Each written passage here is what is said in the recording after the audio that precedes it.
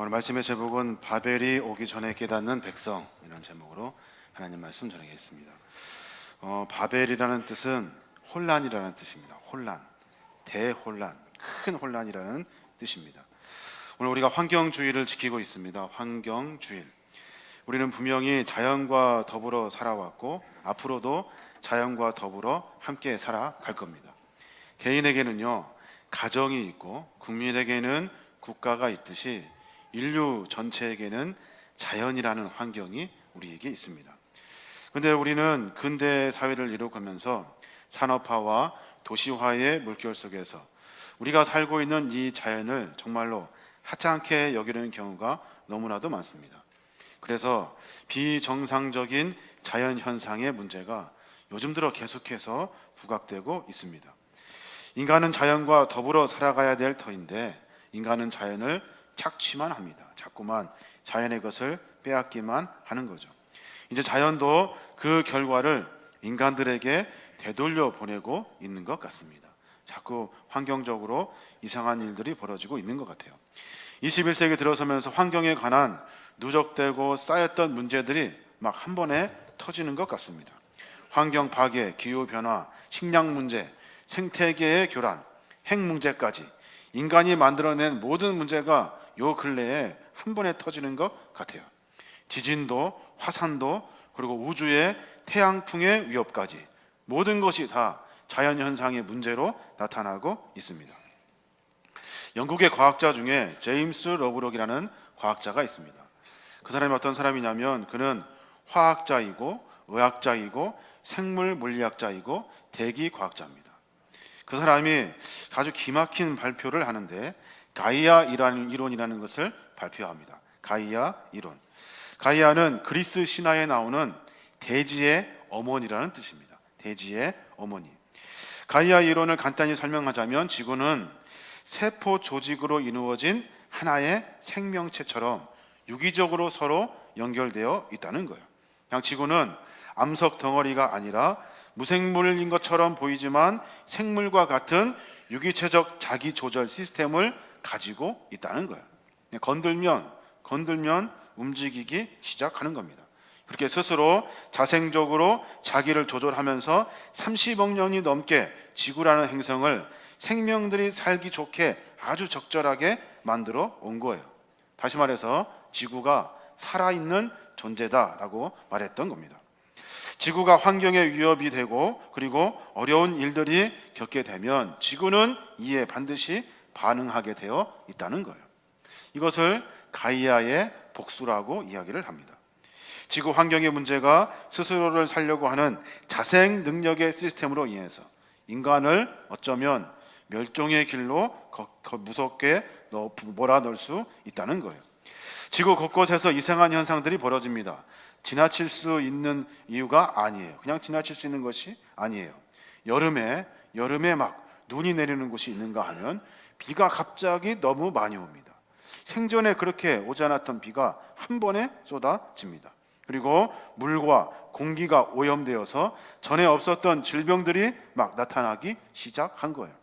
미세먼지로 하여금 숨도 자유롭게 쉴 수가 없습니다. 왜 이런 현상이 일어납니까? 여러분 잘 아시는 것처럼 무분별하게 우리가 자연을 개발하고 착취하기 때문에 그렇습니다. 이것은 인간의 문제다라고 모든 사람들이 과학자들이 말하고 설명하고 있는 거예요. 사람들은 편리한 생활을 위해서 더 많은 숲을 파헤칩니다. 그냥 닥치는 대로 쓸어냅니다. 다 쓸어내서 평지로 만들어 버려요. 사람들은 더 많은 자원을 사용하면서 엄청나게 많은 쓰레기를 쏟아 붓습니다. 엄청난 쓰레기가 쌓이고 쌓여서 산이 됩니다. 그랬더니 지구 곳곳에 심상치 않은 낌새들이 나타나기 시작한 거예요. 어려운 일이 벌어지고 상상 못할 일들이 벌어지는 겁니다. 이 일은 자국의 문제뿐만이 아니라 대륙을 넘어서 지구 전체의 문제로 대두되고 있는 겁니다. 지구 자정 능력의 시스템의 작동의 시작을 알리는 지구 온난화, 이게 바로 그 시작이라는 겁니다. 지구 온난화의 현상은 많은 자연의 기이한 현상을 만들어냅니다. 그 중에 하나가 우리가 매번 골치 아프게 생각하고 있는 미세먼지라는 겁니다. 아침에 출근할 때 미세먼지의 농도를 보고 아이들에게 마스크를 쥐어주는 그런 세상이 되었습니다. 대기가 정체된 거예요. 바람이 불지 않고 대기가 정체된 겁니다.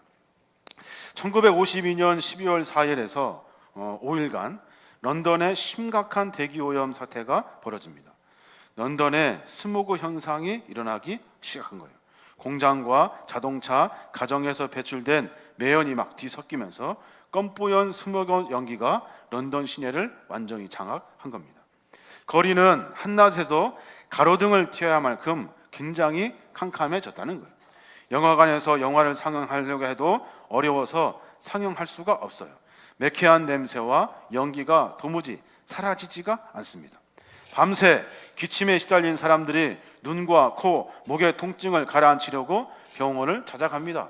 근데 병원에도 역시 수많은 사람들이 환자가 대기하고 있습니다. 그러니까 노약자부터 극심한 고통을 겪으면서 연약한 아이들이 죽어가기 시작한 거예요.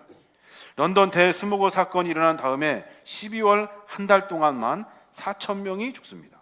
그리고 그해 겨울이 지나가기 전에 1만 2천 명이 죽어갑니다. 사람들이 스모그의 직감적적인 영향으로 말미암아 사망하게 된 거예요.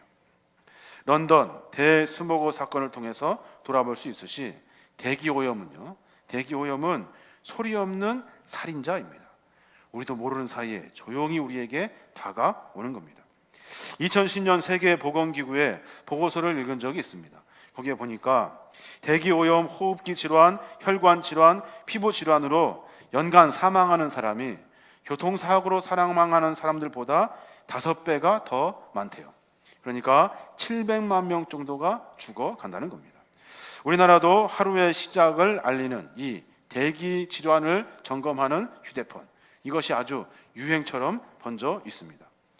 미세먼지의 원인 물질이 무엇입니까? 미세먼지의 원인 물질, 그것은 부유물입니다. 부유물, 뭔가 찌꺼기, 남아있는 찌꺼기가 대기 중에 돌아다니는 거예요. 그 입자가 점점 더 작아진 겁니다. 미세먼지는 사람들의 건강에 나쁜 영향을 줍니다. 뿐만 아니라 지구 생태계의 생명에 치명적일 수밖에 없어요. 공기의 질이 나빠져서 동식물의 생장에 영향을 끼치기 시작합니다. 그러니까 식물이 잘 자라지 못해요. 그래서 식량이 감소하기 시작합니다. 그래서 식량을 먹지 못하는 수많은 동물들이 죽어갑니다. 결국에는 그것을 먹고 살아야 하는 인간들도 마찬가지로 죽어가는 겁니다. 아울러 미세먼지는 최근에 중국과 한국의 국제적인 분쟁으로 일어났습니다. 다시 말해서 이 작은 문제가 사회적인 문제로까지 확장되고 있다는 겁니다. 미세먼지의 원인이 무엇입니까? 미세먼지의 원인, 여러분 잘 알겠습니다만은 지구의 자원을 대량으로 너무 지나치게 착취하고 태웠기 때문에 그렇습니다. 화석연료에 아주 집착하고 화석연료를 너무나 많이 사용한 거예요. 세계가 직면하고 있는 가장 중요한 기후변화의 문제, 온실가스도 역시 석유나 많은 지하 자원을 너무나 많이 태운 겁니다. 더 많이 생산해야 되고, 그리고 낭비해야 되고, 무분별하게 소비하여서 우리는 계속 성장해야 된다는 성장지상주의가 온 지구 전체를 다 휘몰아 버린 거예요. 그래서 지구를 파괴하는 것, 환경을 무시하는 것, 이런 것들은 신경 쓰지를 않습니다. 보고서를 계속 읽어가면서 마지막 장, 결론적인 부분이 남아 있습니다. 이 마지막 장을 넘기기가 사실 무섭더라고요. 마지막은, 결론은 뻔하잖아요. 우리 모두가 다 멸망할 것이다, 죽게 될 것이다 라는 보고서의 결말이 뻔해요. 근데 보고서를 마지막 장을 보니까 희망적인 메시지가 나옵니다. 다시 회복시킬 수 있대요. 다시 이것을 회복시켜서 다시 아름다운 자연의 세계로 되돌릴 수 있대요. 우리 사회가 에너지 전환을 이루고 신재생 에너지로 모든 것을 바꾸어내면 가능하다는 거예요. 기후변화에 대한 적절한 대응을 하고 지속 가능하고 재생 가능한 자연의 순환적인 시스템을 우리가 바꾸어내면 할 수 있다는 겁니다. 미세먼지도 없어질 수 있대요. 그런데 우리가 노력해야만이 없어질 수 있다는 거예요. 지금과 같이 성장 중심의 경제가 계속되면, 화석연료 사용이 줄어들지 않으면 그 화석연료의 그 사용이 날로 증가되어지면, 그래서 지구의 온도가 하루에 1년에 3도씩 상승하게 되면 기후 재난 시나리오가 멸망으로 가게 된다는 겁니다. 결국에는 우리가 정신 차리지 않으면 죽게 된다는 겁니다. 사랑하는 여러분, 심각한 환경 오염은 성경에서도 나옵니다. 성경은 인간의 탐욕과 욕심의 상징인 그 바벨탄을 통해서 우리가 환경 문제의 심각성을 깨달으라고 이야기하고 있는 거예요. 구약 성경의 창세기 11장에는 사람들이 모이기 시작합니다. 사람들이 막 모였어. 거기에서 소비가 되기 시작하고 무언가 생산해내야 되고 지배하고 지배받는 산업사회의 구조가 완벽하게 재현이 됩니다. 그래서 거대한 도시를 그곳에 건설한 거예요. 많은 사람들이 모여서 집을 짓고 건축을 하면서 건축 기술이 발달을 합니다. 그러면서 뽐내듯이 높은 탑을 쌓자고 이야기를 한 거예요. 더 높이 아주 튼튼하게 가장 우람하고 강력한 탑을 쌓자는 겁니다. 어떻게? 저게들이 가지고 있는 기술을 가지고. 창세기 11장 3절에 보니까 그렇게 말해요. 서로 말하되 자 벽돌을 만들어 견고히 굽자 하고 이에 벽돌로 돌을 대신하며 역청으로 진흙을 대신하고 또 말하되 자 성읍과 탑을 건설하여 그 탑 꼭대기를 하늘에 닿게 하여 우리 이름을 내고 온 지면에 흩어짐을 면하자 하더니. 그렇습니다. 많은 사람들이 서로 탐욕의 욕심을 가지고 서로 의논을 한 거예요. 그리고 나서 벽돌을 굽자는 거예요. 돌을 대신할 벽돌, 아주 신과학 기술을 적용해서 우리가 또다시 성장하자는 거예요. 돌을 대신할 벽돌을 만들고 신기술을 가지고 그 진흙을 대신할 역청을 가지고 돌과 돌을 붙여서 탑을 쌓자는 겁니다. 생각해 보십시오. 돌을 굽기 위해서는 어떻게 해야 됩니까? 도시 주변에 나가서 나무를 비워 갖고 와야 됩니다. 수많은 나무들이 엄청난 벽돌을 굽기 위해서 베어지기 시작합니다. 한 번에 황토가 돼버립니다. 모두가 다 허벌판이 돼버립니다. 가지고 온 나무를 불을 때 태우기 시작합니다. 그러면서 엄청난 연기가 하늘로 올라갑니다. 그러면서 벽돌은 엄청난 숫자로 찍어내기 시작합니다. 공사 현장에서는 나무를 태우는 과정에서 발생한 그 짙은 연기 때문에 아주 숨을 쉬기가 어려웠을 거예요. 구운 벽돌을 붙일 역청은 무엇입니까? 역청은 타르 같은 거예요. 타르. 쉽게 말해서 아스팔트 같은 거, 정제되지 않는 석유, 석탄 이런 겁니다. 그러니까 그것을 띄어내려면 또다시 불을 지펴야 돼요. 불을 지펴서 말랑말랑하게 해서 띄어가지고 그것을 벽돌과 벽돌 사이에 넣어야 되는 거예요. 온 동네 그 공사장의 현장에 나무가 타는 연기, 역청이 타는 매캐한 연기가 그의 코드를 다 찔렀을 거예요. 온 지면이 전부 다 시뻘은 그런 연기가 되었습니다. 창세기 11장은 자연을 착취하여서 바벨탑을 쌓으려고 하는 인간의 욕망을 상징하고 있습니다. 탐욕의 욕망, 더 가지려고 하는, 그래서 아무렇지 않게 자연을 파괴하고 훼손하여서 얻으려고 한 것이 무엇입니까? 그들의 탐욕으로 말미암아 독가스를 같이 얻은 거예요.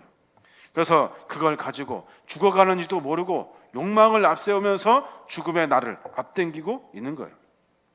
결국 인간의 욕망의 최고 결정적인 사건, 바벨탑 사건을 보시고 하나님이 개입하십니다. 개입하시면서 하나님이 하시는 방법은 모두를 다 흩으시겠다는 거예요. 흩으시겠다. 다 뿔뿔이 흩어버리겠다. 흩트다라는 히브리어 원어를 찾아보니까 사라진다는 의미가 그 안에 들어있습니다. 사라진다. 너 일로 가, 너 일로 가. 이것이 아니라 사라지는 거예요. 사라지는 거. 없어지는 겁니다. 무분별한 자연의 파괴로 인해서 인간이 사라진 거예요. 없어진 겁니다. 다시 그곳에서 살 수 없도록 하나님이 하신 거예요. 제임스 러브로 가야의 학설을 선포합니다. 지구가 스스로 생명체처럼 유기적으로 살려고 한다는 거예요. 지구는 죽은 암석 덩어리가 아니라 생물의 유기체적 자기조절 시스템으로 말미암아 30여 년을 넘게 살았어요. 그때 그 순간에 인간이 그 지구의 생명을 방해하면은 그 지구는 가만히 있지 않는다는 겁니다. 온 천지를 만드신 하나님의 계획도 마찬가지입니다. 우리가 무분별하게 욕심을 내고 무분별하게 절제하지 않는 삶을 살게 되면 이 멸망할 때가 곧 온다는 겁니다. 욕심, 욕망, 더 많은 것을 얻으려고 할 때 그때 하나님의 심판이 임합니다. 이사야 34장에 보면은 하나님을 대적한 사람들, 인간의 욕망과 욕심으로 하나님을 버린 사람들, 그 사람에 대한 이야기가 기록되어져 있습니다. 34장 9절에 보니까 에돔의 강들의 역청으로 변하고 흙이 유황으로 변하고 온 땅이 역청처럼 타오를 것이다. 온 땅이 역청으로 변한대요. 지금도 온 땅에 기름이 가득하잖아요. 온 땅에 흙이 다 유황으로 변하고 온 땅에 그 역청이 타오르는 연기가 그치지 않는데요. 10절에 보니까 그런 말씀이 있습니다. 그 불이 밤낮으로 꺼지지 않고 타서 그 연기가 끊임없이 치솟으며 에돔은 영원토록 황폐하여 영원히 그리로 지나가는 사람이 없을 것이다. 욕망과 욕심의 끝은 꺼지지 않는 불. 그로 말미암아 그곳을 지나가는 사람이 없을 거래요. 다 없어진 거예요. 다 사라진 겁니다.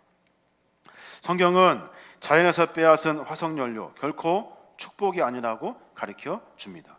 우리가 누릴 수 있는 마음대로 살고 낭비하는 이 생활이 축복이 아니라고 가르쳐 주고 있는 거예요. 생각해 보니까 아무리 봐도 이 미세먼지의 늪에서 빠져나오기는 쉽지 않을 것 같아요. 미세먼지가 있다고 이야기하면 사람들은 그 대책으로 미세먼지 마스크를 삽니다. 그리고 또 공기청정기를 사죠. 미세먼지 마스크를 만들려면 공장을 또 돌려야 합니다. 그 공장을 돌리려면 또 석유가 필요하죠. 그 석유를 가지고 공장을 돌려서 미세먼지 마스크를 만듭니다. 그와 함께 미세먼지도 같이 만들어요. 공기청정기가 잘 팔립니다. 공기청정기를 대안으로 내어놓는 것이 아니라 그것을 만들려면 또 공장을 돌려야 되고 석유를 태워야 되고 그리고 그로 말미암아 미세먼지가 또 생기는 거예요. 마스크와 공기청정기가 대안이 아니라는 겁니다. 자꾸만 악순환은 반복되는 겁니다. 어떻게 하면 될까요? 어떻게 하면? 성경은 삶을 바꾸라고 이야기합니다. 삶, 여러분이 사는 삶을 바꾸어 내셔야 돼요. 더 절제하고 더 아끼고 그리고 자원을 사랑하고 자연을 보존할 수 있는 삶을 바꾸어 내라는 겁니다. 저는 그리스도인의 자발적 불편운동에 우리 모두가 다 참여했으면 좋겠습니다. 주보 안쪽에 저희가 3가지 실천 사항을 적어 놓았습니다. 한번 보시겠습니까? 주보 안쪽에 창조 세계를 돌보는 그리스도인입니다. 여러분 꼭 참여하셔야 됩니다. 개인적으로는 일회용품을 사지 않으셔야 돼요. 사용하지 않으셔야 돼요. 종이컵 대신에 텀블러를 사용해야 되고 비닐봉투 대신에 장바구니를 들고 다니셔야 돼요. 그리고 냉방의 온도를 더 높여야 돼요. 더 높여서 그래서 모든 사람들이 불편하지만 자연을 살릴 수 있는 일을 찾아야 하는 겁니다. 가정에서는 냉동실은 좀 가득 채워놓고 냉장실은 절반만 채우는 연습을 하셔야 됩니다. 무조건 탐욕으로 채워넣는 것이 아니에요. 그러면 에너지가 절약됩니다. 많은 실천 사항들이 있을 거예요. 코드를 뽑는 것, 그리고 옷을 한 개 더 벗는 것, 여름에 반팔을 입고 다니는 것, 많은 일들이 있을 거예요. 하나씩 실천하셔야 돼요. 왜요? 이것을 실천하지 않으면 우리는 다 흩어집니다. 다 사라집니다. 우리의 삶 가운데 이런 삶을 바꾸어 내시길 바랍니다. 시간 같이 한번 기도하길 원하는데요. 저희가 공동 기도문을 같이 읽고자 합니다. 함께 읽으면서 한 번 더 각오하고 결단했으면 좋겠습니다. 같이 읽겠습니다. 생명의 하나님, 우리에게 생명을 주시고 은혜와 보호 가운데 살게 하시니 감사합니다. 따사로운 햇살과 맑은 공기를 베풀어 주셔서 이 땅의 모든 생명들이 각각의 아름다움을 뽐내며 생동하게 하셨습니다. 나무와 풀과 새와 동물들이 어우러져 생명의 숲을 이루어 서로 보듬게 하셨습니다. 무엇보다도 우리를 하나님의 형상대로 지으시고 창조 세계의 청지기로 세워 주셨습니다. 그러나 하나님, 지금 이 순간 당신께서 이토록 아름답게 지으신 창조 세계가 고통 가운데 신음하고 있습니다. 예수님께서 십자가에 달려 죽으시던 그 순간 세상이 어둠에 휩싸였던 것처럼 미세먼지가 세상을 뒤덮어 하늘의 빛을 잃었습니다.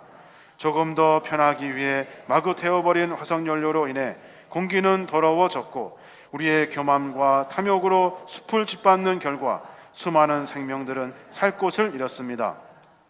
숲을 이루어야 할 사명을 망각한 채 정복하고 다스리려고만 했던 우리의 무지와 욕심으로 인해 하나님의 창조 세계가 죽어가고 있습니다. 두려운 마음으로 간구하오니 우리의 교만을 속히 꺾어 주십시오. 우리의 욕심을 다스려 주십시오. 세상의 주인이라도 된 듯 착각하는 우리의 무지를 없애 주십시오. 창조주 하나님, 창조의 숲을 지키고 가꾸어갈 거룩한 청지기로 부르신 뜻을 다시 새겨봅니다. 우리로 하여금 누구보다 앞장서서 하나님의 창조 세계에 감사하며 생태적인 삶을 살아가기에 힘쓰는 하나님의 자녀가 되게 하여 주십시오. 십자가의 사랑을 본받아 불편과 고난을 기쁘게 받아들이며 있는 힘을 다해 생명 살림과 창조 세계의 온전함을 위해 일하는 참된 신앙인들이 되게 하여 주십시오. 모든 생명의 그리스도이신 예수님의 이름으로 기도드립니다. 아멘. 모두 자리에서 일어나시겠습니다. 찬송가 478장 찬양하겠습니다.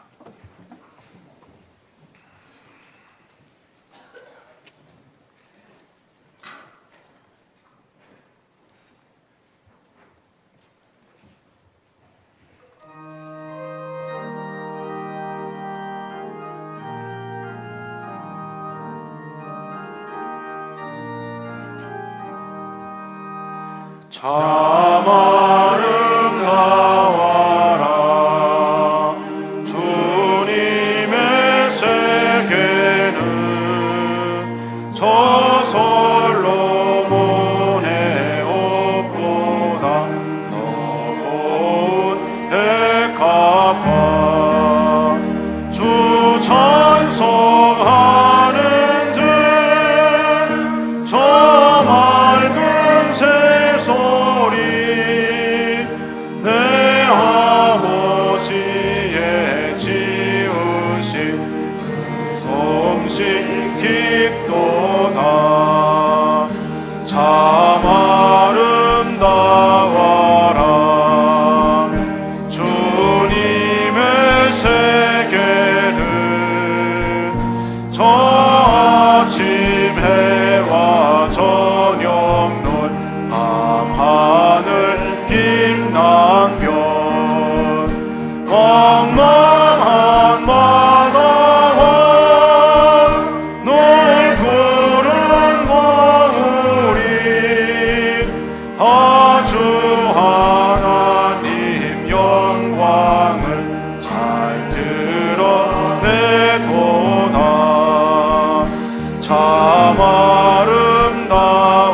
아름다워라 주님의 세계는 저 산의 푸른 바람과 잔잔한 시냇물 그 소리 가운데 주 음성 들리니 주 하나님의 큰 뜻을 알듯 하도다.